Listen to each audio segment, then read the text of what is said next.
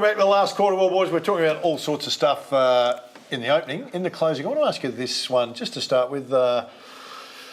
Robbo from 360 had a crack at Simon Goodwin about the forward line structure not working in the last 3 months. He didn't coach well. He wasn't organised.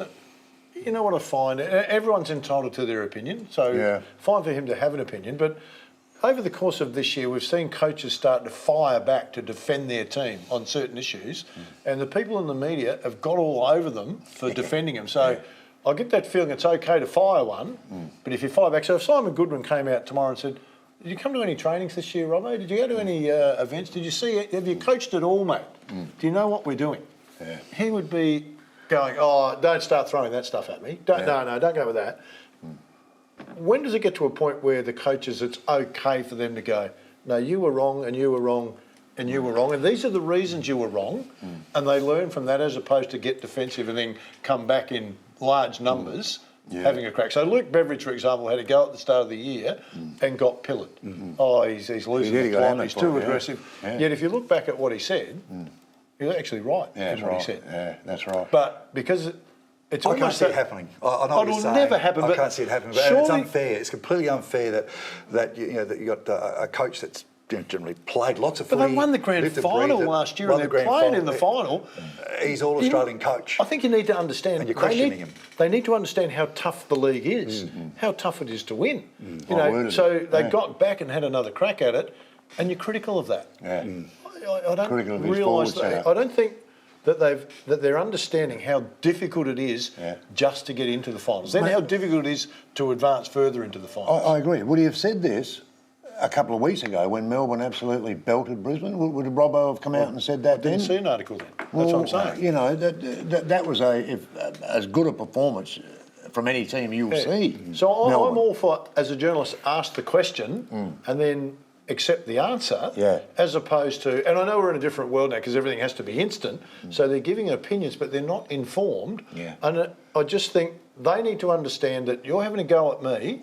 If I have a go back, let's leave it there. But they have a go and the coaches are supposed to accept that. But then when the coaches bite back, they drag it on for weeks. Oh, he's lost the plot. Yeah, exactly. And you go, The power of the pen. The power of the pen. So they take it personally, but they don't want the coaches to take it personally. Exactly. Yeah. Spot on. You which feel way for do the you want coaches because they really do. You can tell when they sit in their press conference. A lot of them, you can tell they want to say something, but they can't. But they don't. Yeah. They go, oh, yeah. And I know their job is to be a bit divisive. I get all that, but I think at some stages there needs to be a bit more respect. You can see it in the eyes of the coach. That's the word, respect. Can't you? You can see it in the eyes of the coach. Looking at the journo, asking the question.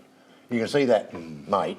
You know, what sort of question is that? They've got to answer them. But we'll get to the stage where I think Blighty got Stephen Trigg to do a lot of his press conference. Do you think that's what's going to happen? I think that makes sense because at the end of the day, the coach has just lost the game or won the game, and he wants to talk to his players, positive or negative, and they're trying to shunt him out into the press conference. Well, let's get a media director of the football club. You go out there and you speak on our behalf. But I think you'll get hammered more then, Greg.